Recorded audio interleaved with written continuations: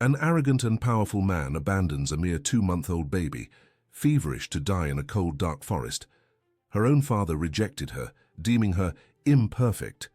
But what he didn't know was that this child carried an extraordinary gift, a supernatural connection with animals that would change lives forever. Dears, if you, like us, love stories that touch the heart and show the transformative power of love, subscribe to the channel now so you don't miss any emotional narrative that could change your perspective on life. The rain beat mercilessly against the windshield of the black car, slicing through the dirt road like a blade through the darkness. Lightning briefly illuminated the vehicle's interior, revealing the tense face of William Prescott, one of the nation's most powerful businessmen. His hands, always so steady in multi-million-dollar negotiations, trembled slightly on the steering wheel as his eyes avoided the rear-view mirror where a small figure rested on the back seat. The baby girl, only 2 months old, was wrapped in a pink blanket, her little face flushed from the fever that had been consuming her for 2 days. She had been born with a condition William considered a stain on his perfect reputation: complete deafness. For a man obsessed with perfection and terrified by the judgment of the business elite, that child represented everything he most feared: visible imperfection, the flaw everyone could point out. William Prescott wasn't just wealthy, he was the kind of man who had built an empire based on an impeccable image. At 47, he controlled one of the largest construction firms in the United States, moved in the most exclusive social circles, and was known for his calculated coldness in business. His obsession with status had led him to an arranged marriage with Eleanor, a socialite who had died in childbirth, leaving him alone with a responsibility he simply couldn't accept. The car's engine cut the silence of the forest as William finally stopped in an isolated clearing, miles from any civilization in the remote Montana wilderness.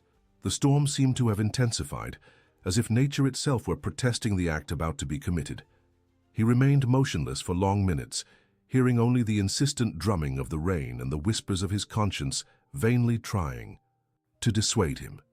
"It's better this way," he muttered to himself, as if repeating those words could make them true. "She'll never have a normal life anyway, and I can't carry this burden." With mechanical movements, William got out of the car and opened the back door. The rain drenched him instantly, but he barely noticed. He took the baby in his arms. She was so hot he could feel the fever through the blanket. For a moment, something wavered in his chest when her little eyes opened, revealing an emerald green identical to his late wife's. But William hardened his heart, forcing himself to see only an obstacle to his perfect life. He walked about 50 yards into the woods, his expensive leather shoes sinking into the mud with each step. He chose a spot partially sheltered by an ancient tree and placed the child on a pile of dry leaves that miraculously remained relatively untouched by the rain. The baby whimpered softly, her little arms flailing as if searching for the warmth that was being taken away. William turned his back quickly, forcing himself not to look back as he returned to the car. His hands trembled so much that it took him 3 tries to start the engine. As he drove away, the sound of the engine fading into the distance, he didn't notice the attentive eyes watching the entire scene from among the trees. What William also didn't know was that this forest was known in the region for harboring a wild white horse, a magnificent creature that locals considered almost mythical. The animal, called Spirit by the few who had glimpsed him, possessed an inexplicable protective nature, especially towards the most vulnerable. Spirit emerged from the shadows when the sound of the car disappeared completely. The horse approached the abandoned little figure cautiously, his hooves practically silent on the damp forest floor. Animal intuition had alerted him to the danger. Not the danger of the storm or predators, but the danger of absolute loneliness emanating from the helpless child. With surprising gentleness for an animal of his size, Spirit lowered his head and nuzzled the baby. He could feel the abnormal heat of the fever, see how she shivered despite the high temperature of her body. Something primitive and profound awakened in the horse, a protective instinct that transcended logic and was based purely on the unconditional love that only animals can demonstrate. Carefully, Spirit gripped the edge of the blanket with his teeth and began to drag the child. His movements were calculated, avoiding branches and stones that could harm her. The horse knew every trail in that forest, every safe shortcut, and had a specific destination in mind. Less than 2 miles away was Willow Creek Ranch, owned by the Evans family for 3 generations. The ranch was modest but prosperous, known in the region for breeding horses and for the work of its resident veterinarian Clara Evans. The 30-year-old woman had inherited not only the property from her father, but also his unconditional love for animals and his unwavering faith in divine providence. Clara was still awake that stormy pre-dawn, tending to a mare about to give birth. The light from the stable cut through the darkness when she heard a different neigh coming from outside. She knew all the sounds her horses made, but this one was unique, urgent, almost pleading. Donning her rain slicker, she went out to investigate and froze at the extraordinary scene unfolding before her. Spirit, the legendary horse she had only glimpsed a few times over the years, stood near the entrance to the property, and at his feet, sheltered by his imposing body, lay a small, human figure. "Oh my God," Clara murmured, rushing towards the horse. Spirit didn't shy away as he usually did with strangers. Instead, he neighed softly, as if presenting his precious cargo. Clara knelt in the mud beside the child, her heart breaking at the sight of the little one's condition. The fever was evident even through the rain falling on them. The baby could barely keep her eyes open, and when she did, her gaze seemed lost, disoriented by the heat burning her fragile little body. "How could anyone do such a thing?" she whispered, carefully wrapping the child in her own slicker before lifting her into her arms. "Don't worry, little one. You're safe now." Spirit remained, close as Clara carried the baby into the house. The horse seemed reluctant to leave, as if his mission were not yet complete. Clara looked back once before entering, meeting the animal's intelligent eyes. "Thank you," she said simply, and swore she saw a profound understanding in the horse's gaze before he silently moved back into the forest. Inside the cozy house, Clara worked feverishly to stabilize the child's condition. Her veterinary knowledge proved invaluable as she administered first aid, using techniques she had learned to treat young animals in similar situations. The baby was dehydrated and had clearly spent hours exposed to the elements. As she prepared a lukewarm bath to lower the fever, Clara couldn't stop thinking about the extraordinary chain of events that had brought this child to her. A wild horse saving a human life, bringing her specifically to someone with medical knowledge. It seemed too impossible to be mere coincidence. "Maybe," she murmured as she carefully bathed the baby, "some things really are the work of divine providence." The fever began to subside after a few hours of intensive care. When the sun finally broke through the storm clouds, the child opened her eyes completely for the first time. Clara leaned over the makeshift crib she had set up in her living room and smiled when she met those bright green eyes. It was then that she noticed something peculiar. She spoke softly to the baby, made cooing noises, even clapped her hands near her ear. There was no reaction at all. The child could see her perfectly but clearly heard nothing. "Oh, my little one," Clara sighed, her heart filling with even greater tenderness. "So that's why someone thought you weren't good enough, is it? What terrible ignorance." At that moment, taking the child in her arms and feeling how she settled perfectly against her chest, Clara made the decision that would change both their lives forever. She wouldn't just care for the baby until her family was found. She would raise her as her own daughter if necessary. "If God put you in my path," she murmured, gently kissing the child's forehead, "then you've come to the right place. Here you'll know a love that doesn't depend on your ability to hear, little one. Here you'll discover that you are perfect exactly as God made you." Outside, as if he had heard her words, Spirit neighed once before disappearing among the trees. His mission was accomplished, but something told him this was just the beginning of a much larger story. 3 months passed since that stormy night, and Willow Creek Ranch had transformed completely. What was once a property, focused solely on horse breeding, now pulsed with the energy of a new life.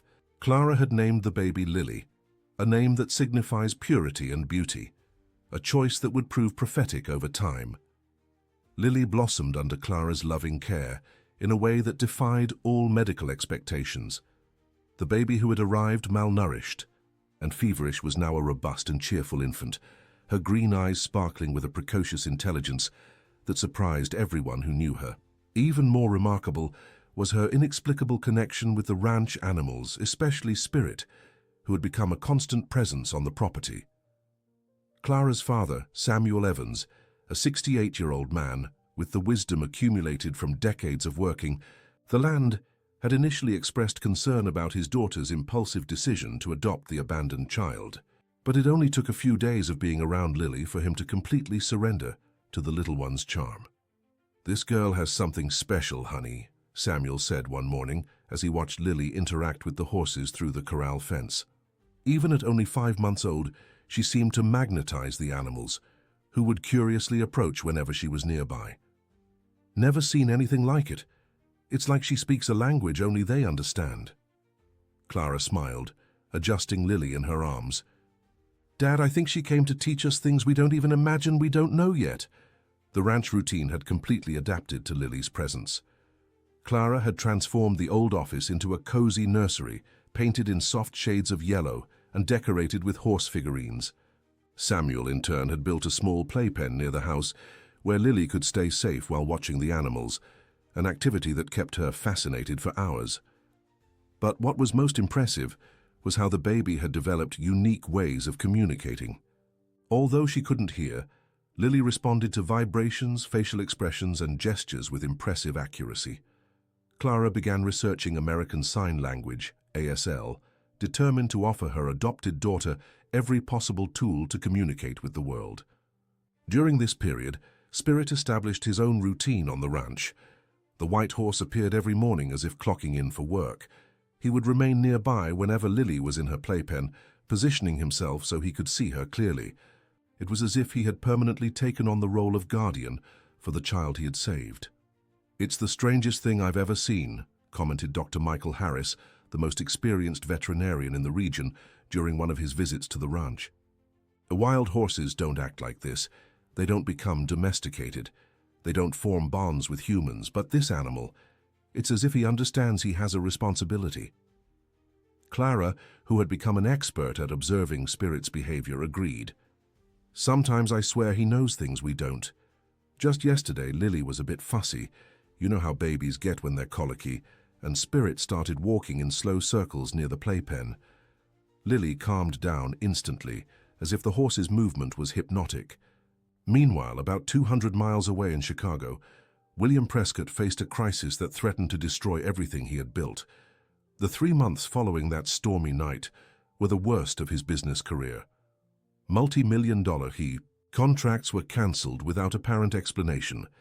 Investors withdrew their support, and rumors of irregularities in his companies began to circulate in financial circles. Sitting in his office on the 40th floor of a Chicago skyscraper, William contemplated the view of the city he had once dominated. His secretary had just informed him of another lost contract, and he felt as if he were in freefall without a parachute. "Mr. Prescott?" His secretary's hesitant voice interrupted his dark thoughts. "Your mother is here to see you."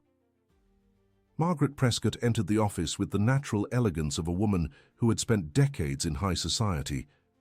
At 72, she maintained an impeccable posture and a penetrating gaze that had intimidated generations of adversaries in business and society.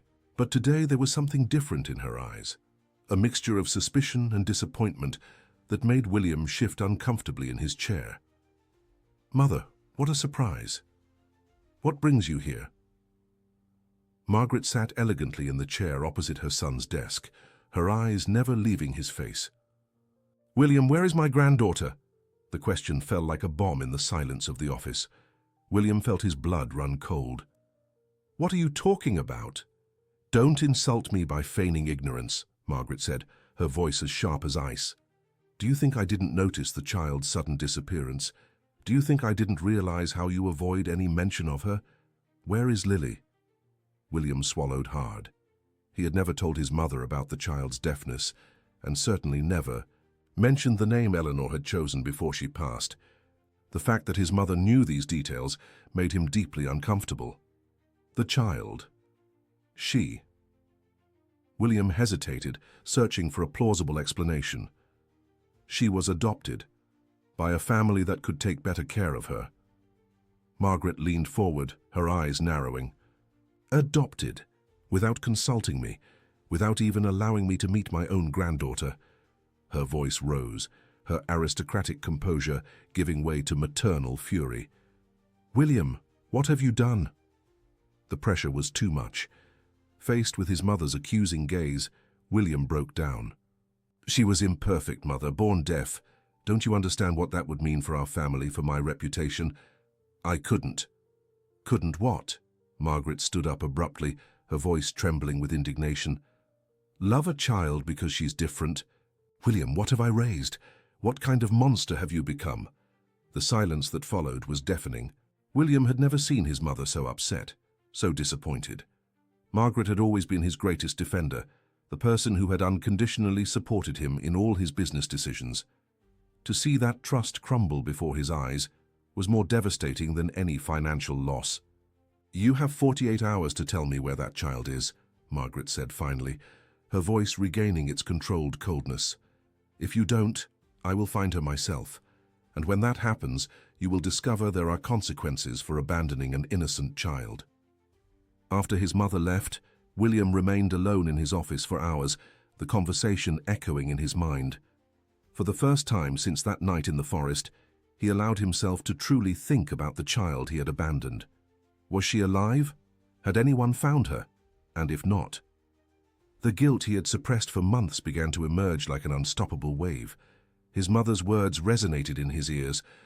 What kind of monster have you become? Maybe she was right. Maybe he really had become something inhuman in his pursuit of perfection. That night, for the first time in decades, William Prescott couldn't sleep. And for the first time since childhood, he found himself doing something he had long abandoned. He prayed.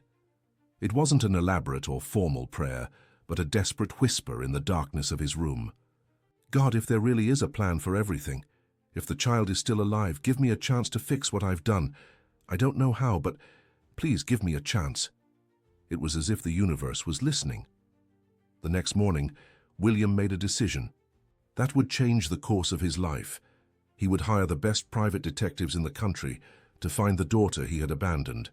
Not to get her back, he knew he had lost that right, but to make sure she was safe and loved. While William began his tormented search for redemption, at Willow Creek Ranch, Lily celebrated her first major milestone. She had started to crawl. Clara laughed with joy when she saw the baby moving determinedly towards the playpen, where Spirit waited patiently for her. "Look, Dad," Clara called to Samuel, who was mending a nearby fence. "Our princess has decided she wants to get closer. Huddle her protective night." Samuel approached, smiling, but his expression changed to astonishment when he saw what happened next. Lily had reached the bars of the playpen and was pulling herself up to stand. Spirit lowered his majestic head to the child's level, and for a magical moment, girl and horse stood face to face, their eyes meeting in a silent but profound communication.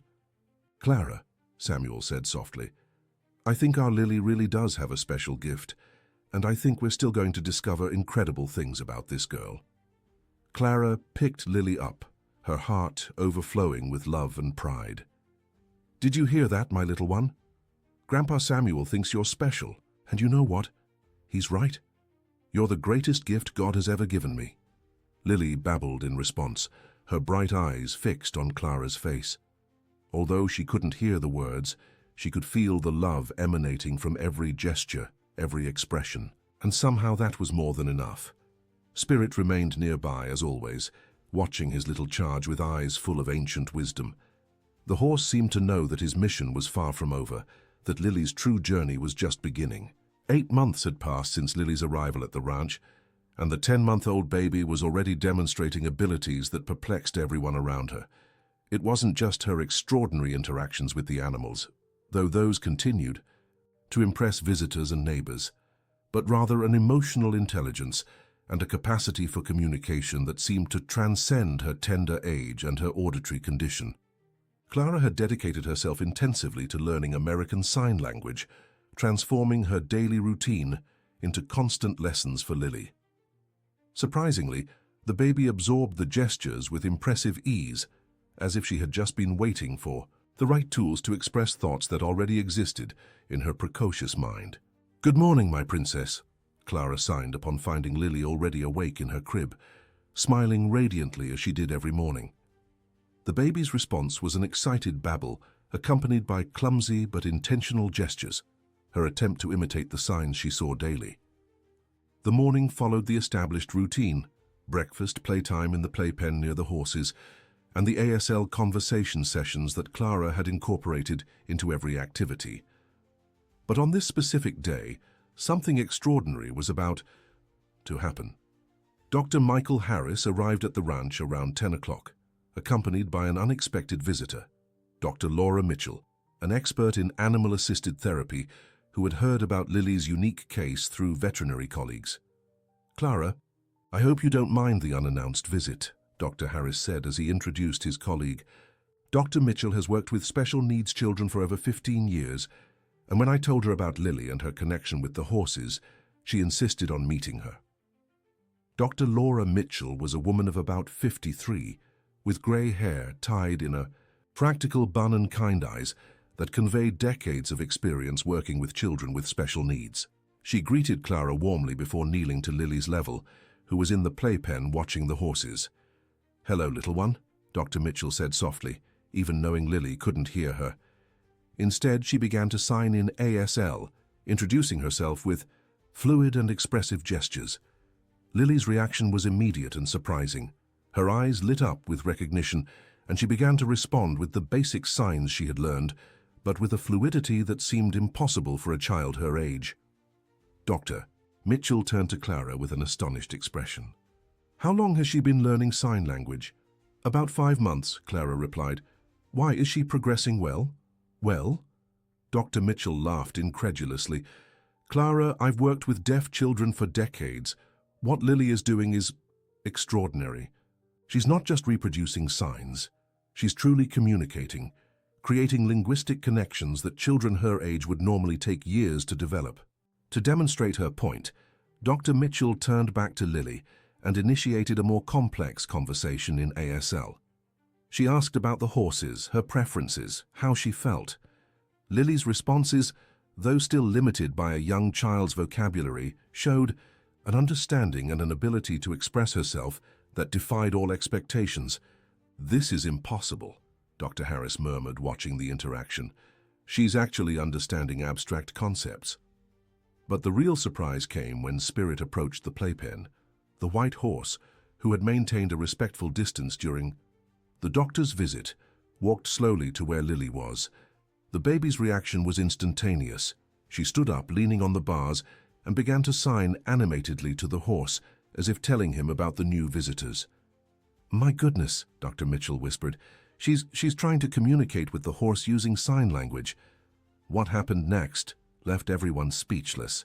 Spirit tilted his head, watching Lily's gestures intently.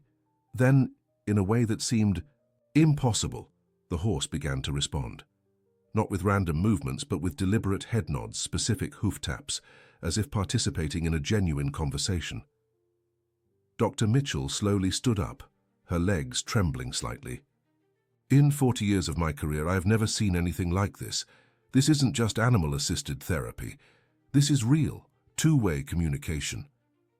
Clara felt a mix of pride and concern. "Doctor, is this normal?" "Normal?"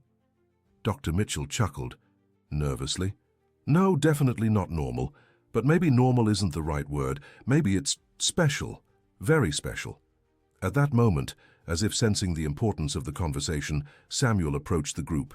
He had been observing the interaction from a distance, and his expression revealed a mixture of admiration and paternal concern. "Doctor," he said, addressing Dr. Mitchell, "do you think our Lily is okay? I mean mentally." "Sometimes she does. Things that seem impossible for a child her age." Dr. Mitchell looked at Lily, who was now sitting quietly near the bars, with Spirit lying on the other side in a protective posture. "Mr. Evans, your Lily isn't just okay, she's extraordinary. But that also means she'll need special care and stimulation. Children with abilities like hers can feel isolated, if they don't find appropriate ways to express their gifts. "What do you suggest?" Clara asked, her voice tinged with maternal concern. "First, keep doing exactly what you're doing. The loving and stimulating environment you've created is perfect for her. Second, I'd like to propose something. How about we turn this ranch into a pilot center for animal-assisted therapy, specifically for deaf children?" The suggestion caught everyone by surprise. Dr. Harris stepped forward. "Laura, are you serious?" "Completely. You see, what you have here is unique. A child with extraordinary abilities, a horse demonstrating natural therapeutic behaviors, and a dedicated family with veterinary knowledge. With the right support and some infrastructure adjustments, you could help dozens of other children like Lily." Clara and Samuel exchanged glances. The idea was both exciting and daunting. "But we don't have experience with this," Clara said hesitantly. "I would help you," Dr. Mitchell offered immediately. "I could come here regularly, train you, supervise the programs, and I have contacts with institutions that would provide funding for projects like this." While the adults discussed the possibilities, Lily continued her silent conversation with Spirit. The horse had stood up and was performing slow, hypnotic movements near the playpen, as if dancing especially for her. Lily clapped her hands in approval, her eyes shining with joy. "Look at her," Dr. Mitchell said softly. "See how happy she is, how understood she feels. That's what special children need more than anything. A place where they can be themselves without judgment." Samuel cleared his throat, drawing everyone's attention. "Dr. Mitchell, if this can really help other children like our Lily, then I think God put you in our path for a reason. Let's do it." Clara smiled, feeling as if a new mission was unfolding before them.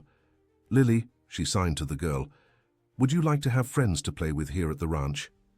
Lily's response was a radiant smile and animated gestures that clearly meant yes. Spirit, as if understanding the conversation, neighed softly and nodded his head in approval. "Then it's decided," Clara said.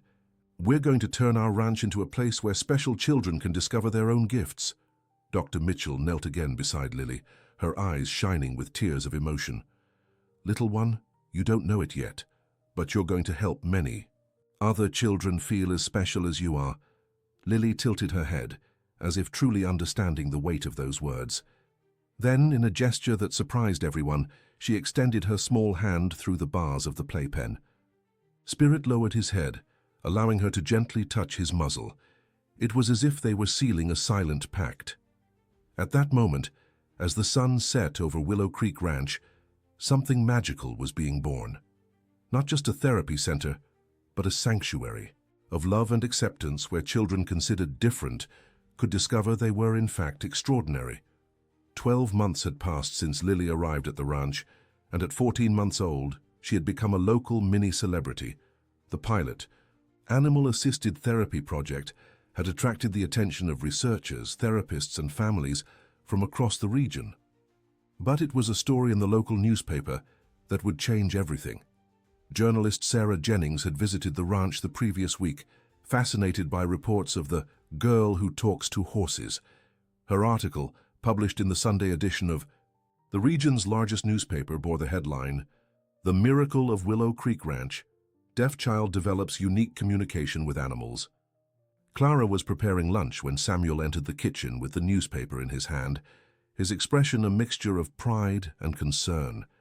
"Honey, you need to see this," he said, handing her the paper. "Our Lily is on the front page."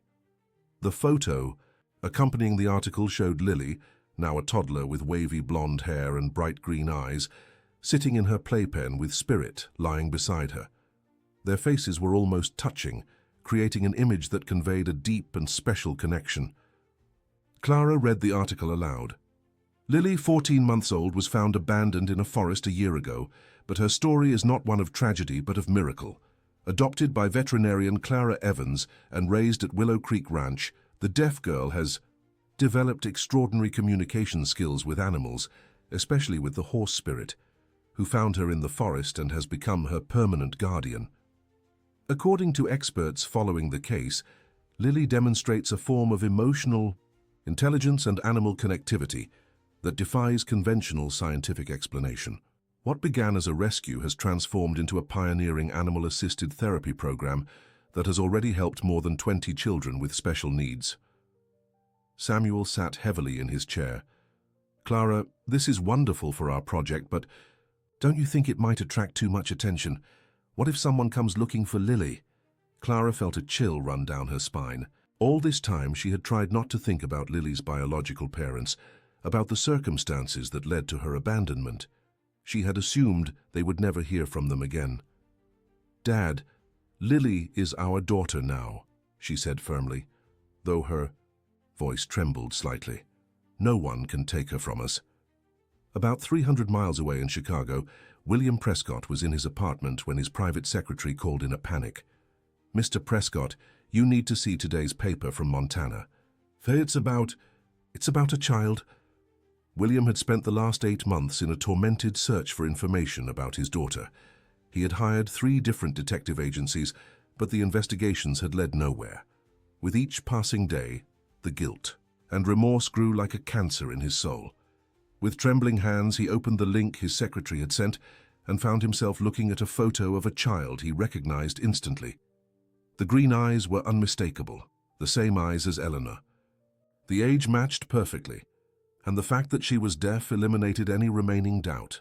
"My God," he whispered, tears beginning to stream down his face. "She's alive. My daughter is alive." William read and reread the article dozens of times, each word piercing his heart like a blade. His daughter, the child he had abandoned to die, had not only survived, but had become a source of hope and healing for other children. At that moment, something inside him shattered completely. All the arrogance, all the pride, all the concern for social status crumbled before the reality of what he had done and what he had lost. He picked up the phone and called his mother. "Margaret Prescott speaking." "Mother," his voice was hoarse, with emotion. "I found her. I found Lily." There was a long silence on the other end of the line. Then Margaret's voice, controlled but laden with emotion. "Where is she?" "On a ranch, about 300 miles from here in Montana. She's okay, Mother. Better than okay. She's loved, cared for, and she's doing amazing things." "William," Margaret's voice was firm now, "you will pick me up now. We are going there today." "Mother, wait. We can't just show up there. This family, they saved my daughter. They love her. I have no right to—" "William," Margaret interrupted. "Him. You are that child's father. You made a terrible mistake, but that doesn't erase the fact that she is your daughter, and I am her grandmother. We will go there, but we will do it the right way. We will talk to this family. We will understand the situation, and we will see how we can be part of Lily's life without causing her harm." 3 hours later, a sleek black car pulled up in front of Willow Creek Ranch. William and Margaret got out, both nervous but determined. William was unrecognizable. The arrogant businessman had been replaced by a humbled man, visibly carrying the weight of guilt and regret.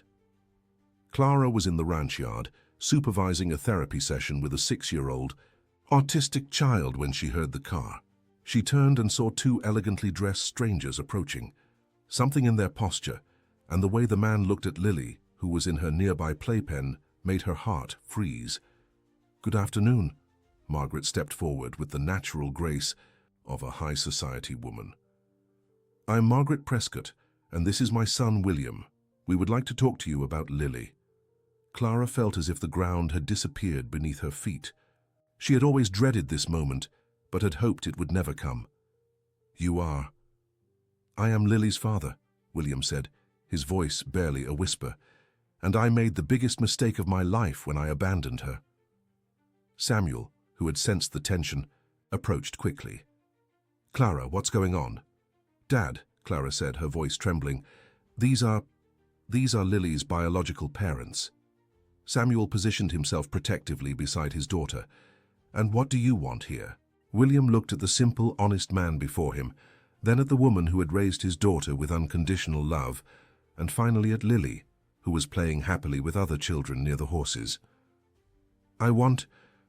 I need to ask for forgiveness," he said, his words heavy with emotion. I didn't come here to take Lily. I came here to thank you for saving my daughter's life when I was too cowardly to do it myself." The confession caught everyone by surprise. Clara had prepared for a battle, but not for such a complete surrender. Margaret stepped forward. "Please, could you give us a few minutes to explain our situation? We don't want to cause trouble. We want to meet our granddaughter." Clara looked at Lily, who had noticed the strangers and was watching curiously. "Lily," she signed, "come here, sweetie." Lily approached, walking with the confidence of a loved and secure child. When she saw William, something extraordinary happened. She tilted her head as if recognizing him, and then did something no one expected. She reached out her hand to him. William knelt, tears streaming freely down his face, and gently touched his daughter's small hand. "Hi, Lily," he whispered, knowing she couldn't hear him but hoping she could feel the love and regret in his touch. Lily looked at William with curiosity, then turned to Clara and signed, "Man sad?" Clara knelt beside William. "Yes, sweetheart, he's very sad. But sometimes when people are very sad, we can help them feel better." Lily thought for a moment, then approached William and, in a gesture that broke everyone's heart, she placed her small hand on his face, as if trying to wipe away his tears. William looked at the daughter he had rejected, now offering him comfort, and felt as if his heart would explode. "I'm so sorry," he said in a whisper. "I'm so sorry for everything." Margaret approached slowly. "Lily, I am your grandma, Margaret. I've always wanted to meet you." Lily looked at the elegant woman, then at Clara, as if asking for permission. Clara nodded, and Lily approached her grandmother curiously. Margaret knelt and began to sign in ASL, surprising everyone. "Hello, Lily. I learned to talk with my hands so I could chat with you." Lily smiled radiantly and responded with animated signs. Margaret laughed through her tears. "She said she likes my earrings." Samuel watched the scene with a heavy heart. "Did you come here to take our girl?" William slowly stood up.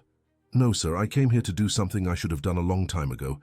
I came to thank you for being the parents I wasn't capable of being, and to ask if you would allow me to try to be a part of Lily's life, not as someone who wants to take her from you, but as someone who wants to support you in raising her."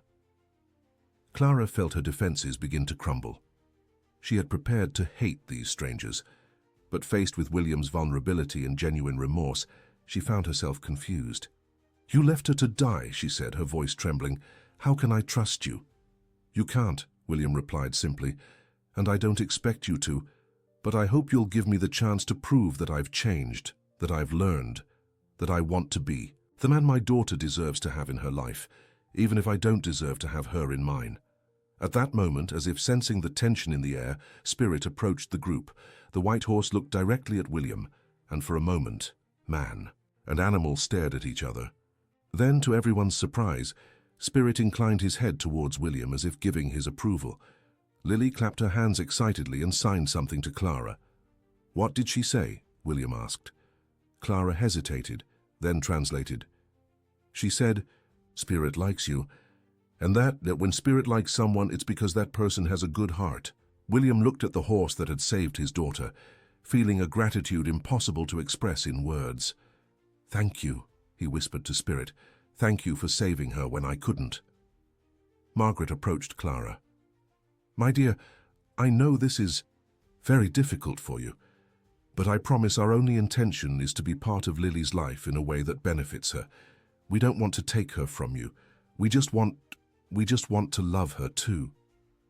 Clara looked at Lily, who was now playing happily among all the adults, blissfully unaware of the emotional complexity of the moment. "I need to think about this," she said finally. "This is very sudden." "Of course," William said immediately. "We understand. Take all the time you need, but please know that our only intention is to support you and love Lily. Nothing more." While the adults negotiated the terms of an uncertain future, Lily continued to play, radiating the innocence and love that had transformed the lives of everyone around her. She had done it again. Unknowingly, she was creating a bridge between different worlds, uniting people who might never have met under other circumstances. Spirit remained close, observing everything with his wise eyes. as if he knew his protective mission was evolving into something even greater. 3 weeks had passed since the initial encounter, and Willow Creek Ranch had become the stage for an extraordinary emotional transformation. William and Margaret had not pushed for quick decisions. Instead, they had demonstrated their change through consistent and respectful actions. William had started visiting the ranch 3 times a week, always bringing something useful for the therapy project, specialized equipment, educational materials, or simply his labor. He had traded his expensive suits for simple work clothes and spent hours helping Samuel with repairs on the property, showing a humility no one imagined he possessed. Who would have thought the famous William Prescott knew how to mend fences? Samuel commented one afternoon as they worked side by side replacing damaged posts. William smiled sadly. "I grew up on a farm, Mr. Evans. Before I became obsessed with money and status, I knew what really mattered. I guess I needed to lose everything to remember that." "And did you really lose everything?" Samuel asked, his natural curiosity overcoming his initial reserve. "Practically everything," William confirmed. "The company is on the verge of bankruptcy. I've lost the trust of investors. My reputation is ruined. But you know what? For the first time in years I can sleep at night, because I'm finally doing the right thing." Samuel studied the man beside him. The sincerity in his voice was undeniable. "William, can I ask you a personal question?" "Of course." "What really happened that night? Why did you abandon Lily?" William stopped working, his hands trembling slightly as he held the hammer. "I was scared," he admitted. "Scared of judgment. Scared that an imperfect daughter would ruin my perfect image. I was a coward hiding behind money and status." He looked directly at Samuel. "I have no excuses for what I did, only regret." Meanwhile, inside the house, Clara watched Margaret interacting with Lily. The woman had surprised everyone by demonstrating an impressive naturalness with children and a genuine dedication to learning everything about Lily's special needs. "She's incredibly intelligent," Margaret said, signing fluently as Lily responded with growing enthusiasm. "Clara, you've done an extraordinary job developing her communication skills." Clara felt her defenses gradually lowering.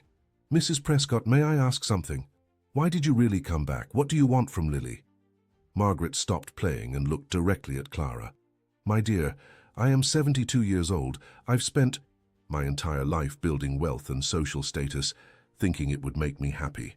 When I discovered I had a granddaughter and that my son had abandoned her, I realized that everything I built meant nothing if I didn't have family to share it with." She paused, watching Lily, who was now chatting animatedly with Spirit through the window. "Lily doesn't need us, that's obvious. She has a wonderful family, she has love, she has purpose. But maybe we need her. Maybe she can teach us what really matters in life." Clara felt tears forming in her eyes. "And if I say no? What if I decide you can't be part of her life?" "Then we will respect your decision," Margaret replied without hesitation, "and we will continue to support the ranch's project anonymously, because we believe in your mission. Lily is not an object to be possessed. She is a child to be loved, and sometimes loving means accepting that other people can love her too." At that moment, Lily approached the 2 women and did something extraordinary. She took Clara's hand and Margaret's hand and joined them, signing something that made them both laugh through their tears. "What did she say?" Margaret asked. "She said, 'Mommy's friends, Lily happy,'" Clara translated. Sobbing, Dr. Laura Mitchell arrived at that instant for her weekly visit and found a scene that moved her deeply. Lily was at the center of a circle of adults, Clara, Margaret, Samuel, and William, all communicating fluently in ASL, all clearly united by their love for the same extraordinary child. "My goodness," she murmured to herself. "This child truly has the gift of uniting people." Dr. Mitchell joined the group and was formally introduced to William and Margaret. When she learned the full story, her professional perspective offered valuable insights. "You know," she said, "cases like this are rare but not unique. Children who experience early trauma and are then raised in an environment of extreme love often develop extraordinary empathic abilities. Lily hasn't just overcome her initial abandonment. She has transformed that experience into a gift for healing others." William approached Dr. Mitchell. "Doctor, there's something I need to ask. As Lily's biological father, do I have legal rights to her?" The question made the air tense. Clara held Lily closer, her heart racing. Dr. Mitchell chose her words carefully. "Legally, yes, you would have rights. But William, may I give you some professional advice? Don't think in terms of rights. Think in terms of what's best for Lily." "And what would be best for her?" William asked. Dr. Mitchell smiled. "Look around. Lily has a loving mother, a devoted grandfather, a stable home, a life purpose helping other children, and now she has grandparents who want to love her too. What would be best for her is for all of you to find a way to be an extended family, each contributing your unique gifts." Margaret stepped forward. "Dr. Mitchell is right. William, we didn't come here to claim rights. We came here to ask for a privilege, the privilege of loving our granddaughter and supporting her family." Clara looked at Lily, who was now playing happily, unaware of the complexity of the adult emotions around her. "Lily," she signed, "would you like Grandma Margaret and Grandpa William to visit more often?" Lily's response was immediate and enthusiastic. "Yes, big family, Lily happy." William knelt before Lily. "Little one, do you forgive me for being a bad daddy at first?" Lily tilted her head, processing the question through Clara's signs. Then, with the innocent wisdom of a child, she placed her small hands on William's face and kissed him on the forehead. "She said daddies can learn to be good," Clara translated, her voice choked, "and that everyone deserves a second chance." At that moment, a silent decision was made by everyone. It wouldn't be easy. It wouldn't be without challenges. But they would find a way to make it work. For Lily, for themselves, and for the transformative power of unconditional love. Spirit, who had observed the entire interaction from the window, neighed softly in approval. His little charge had done it again, transformed potential conflict into love, division into unity. Dr. Mitchell watched the scene with professional and personal admiration. "You know you're creating something very special here, don't you? Not just a therapy center, but an example of how love can overcome any obstacle." William stood up, wiping his tears. "Dr. Mitchell, I'd like to make a proposal. I still have some financial resources left. How about we transform this ranch into the most advanced animal-assisted therapy center in the country? A place where Lily and other children like her can not only receive treatment, but also inspire research that helps thousands of other children." Clara looked at him in surprise. "You would do that? Not out of obligation, or to buy my way back into Lily's life," William clarified, "but because I believe in your mission, and because I want my daughter to grow up knowing her father tried to fix the mistakes of the past by doing good in the present." Samuel extended his hand to William. "Partner?" William shook it firmly. "Partner." Margaret approached Clara. "My dear, would you allow me to help with Lily? Not as someone trying to replace you, but as a grandmother who wants to support you in raising her." Clara hesitated only a moment before hugging Margaret. Lily is lucky to have so many people who love her. Lily, realizing everyone was hugging, ran to the center of the group and extended her arms, wanting to join the collective embrace. Everyone laughed and joined in a group hug, with Lily at the center, radiating pure joy. Spirit remained at ease, the window, watching his charge surrounded by love. His mission had evolved once again, from savior to protector, from protector to facilitator, and now to a silent witness of a miracle of reconciliation and love. Evening fell over Willow Creek Ranch, painting the sky gold, as if nature itself were celebrating the birth of an unconventional family, yet one profoundly united by their love for an extraordinary child who had taught them all what truly mattered in life. 5 years later, the Lily's Dream Animal-Assisted Therapy Center had become an international benchmark. The ranch that was once just a simple home now housed modern facilities, specially trained horses, and a multidisciplinary team serving children from all over the country. Lily, now 6 years old, had become not only the center's inspiration, but its little ambassador. Her golden hair had grown into loose curls that danced when she ran through the fields, and her green eyes sparkled with an intelligence and compassion that impressed everyone who knew her. It was a special Saturday morning, the center's 5th anniversary. and families from all over the United States had come to celebrate. Lily was in her element, moving among the visiting children, communicating fluently in ASL, and serving as a natural bridge between the hearing and deaf worlds.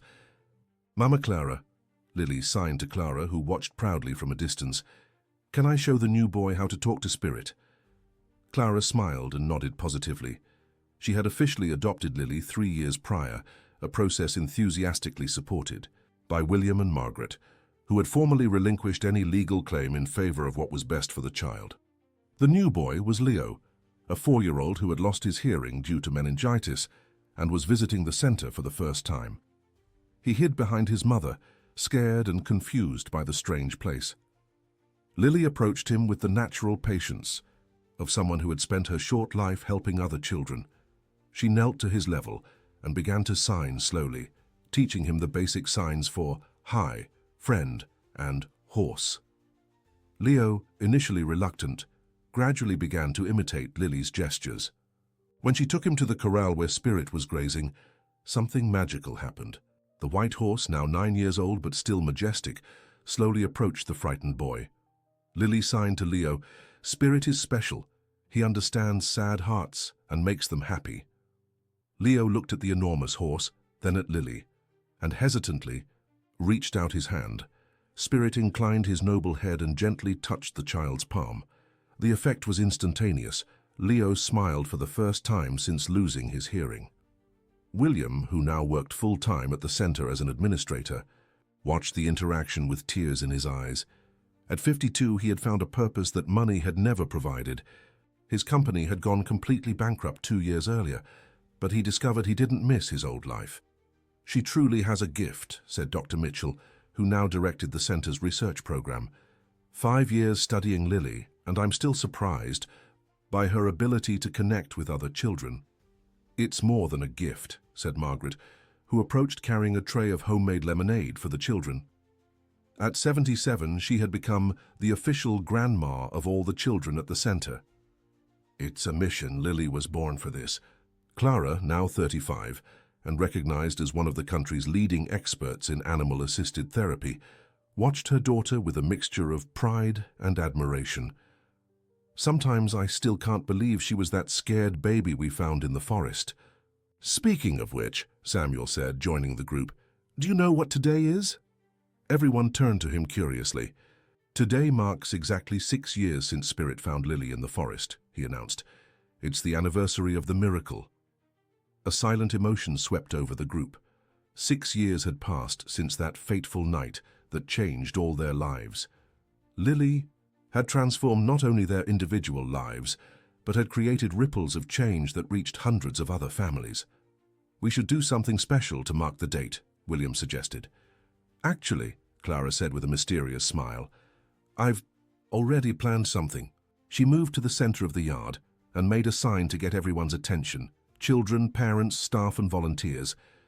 More than 100 people gathered, creating a large circle with Lily and Spirit at the center. 6 years ago, Clara began, signing simultaneously so all the deaf children could follow. "A special horse found a special baby in a forest. That meeting was no accident. It was destiny." Lily looked around at all the smiling faces, feeling the love and admiration emanating from everyone present. She approached Spirit and placed her hand on his neck. "Spirit," she signed, "thank you for finding me. Thank you for bringing me to my family." As if understanding every word, Spirit inclined his majestic head and gently touched Lily's face. It was a moment of pure connection that brought tears to many adult eyes. Dr. Mitchell stepped forward. "I'd like to share something with you. Today, we received confirmation that our research on animal-assisted therapy for deaf children will be published in the Journal of Animal-Assisted Therapy. Our results are inspiring similar programs in 12 countries." Applause echoed through the yard. Lily didn't fully understand the academic significance of the announcement, but she felt the collective joy and smiled radiantly. William approached Lily and knelt beside her. "Lily, did you know you're helping children not just here in the US, but all over the world?" Lily tilted her head, processing the information. "How?" "Because you showed everyone that being different doesn't mean being less special," William signed. You showed that sometimes the most special people are those the world calls different. Lily smiled and hugged William. Over these 5 years, she had learned to call him Daddy William, not replacing Clara as her mother, but expanding her definition of family to include everyone who loved her. Margaret joined the hug, followed by Clara and Samuel. Soon, all the children from the center ran to join the group hug, creating a human mountain of joy and love. Spirit remained close, watching with his wise eyes. Over the years, he had become not only the most famous therapy horse in the country, but a symbol of hope and protection. Other mares on the ranch had given birth to foals that showed the same natural gentleness with children, as if Spirit's gift were hereditary. Later that day, when all the visitors had left and the ranch returned to its usual tranquility, Lily found herself alone with Spirit in the field where it all began. It was her secret ritual. Once a month, she would walk to the spot where she was found and spend a few moments in silence with her savior. Clara watched her from the porch of the house, respecting this special moment between Lily and Spirit. "She still goes there," William commented, joining Clara. "It's important to her," Clara replied. "Dr. Mitchell says it's as if she's honoring her origins while celebrating her future." "Clara," William said softly, "I've never properly thanked you for what you did. You didn't just save Lily's life, you saved my soul." Clara looked at the man who had become like a brother to her. "William, you saved yourself. Lily just showed you the way." They watched in comfortable silence as Lily conversed with Spirit, her animated gestures contrasting with the horse's attentive stillness. "What do you think she's talking about?" William asked. "Probably about her plans to help more children." Clara laughed. "Yesterday she told me she wants to write a book on how to talk to horses." "She could do it," William said with conviction. "That girl can do anything she sets her mind to." At that moment, Lily turned and waved to them, signaling she was returning home. Spirit accompanied her halfway, as he always did, before stopping and watching her run safely to the porch. "Daddy William, Mama Clara," Lily signed when she reached them. Spirit said something very important. "What was it, sweetie?" Clara asked, always ready to hear Lily's conversations with the animals. "He said our family is complete now, that everyone who needed to find each other has found each other, and that now our mission is to help other families become complete too." William and Clara exchanged an emotional glance. Even if it was just the imagination of a 6-year-old, Lily's words contained profound wisdom. "And do you agree with Spirit?" William asked. Lily nodded vigorously. "Yes, our family is perfect. It's not the family people expect, but it's perfect for us." She ran into the house where Margaret was preparing dinner, and Samuel was reading a book on sustainable agriculture, his new project to make the ranch completely self-sufficient. William and Clara remained on the porch, watching the sun set over Willow Creek Ranch, turning the sky into shades of pink and gold. "You know," Clara said thoughtfully, "I used to think that saving Lily was about giving her a second chance at life. And now I realize she's the one who gave us all a second chance." William nodded, understanding deeply. A child who was abandoned to die became the source of life and hope for hundreds of other children. There's a poetry to it that's almost impossible to believe. From the field, Spirit's soft neigh echoed across the ranch, as if it were his way of agreeing with the conversation. Inside the house, Lily was helping Margaret set the table, chattering excitedly about her plans for the next day. She wanted to teach the new child, Leo, to ride Spirit. She wanted to plant flowers at the entrance of the center to make it prettier for visitors, and she wanted to write a letter to a deaf girl in France who had sent her a drawing. "Grandma." "Margaret," Lily signed, "do you think when I grow up I'll be able to help children all over the world?" Margaret stopped chopping vegetables and looked at her extraordinary granddaughter.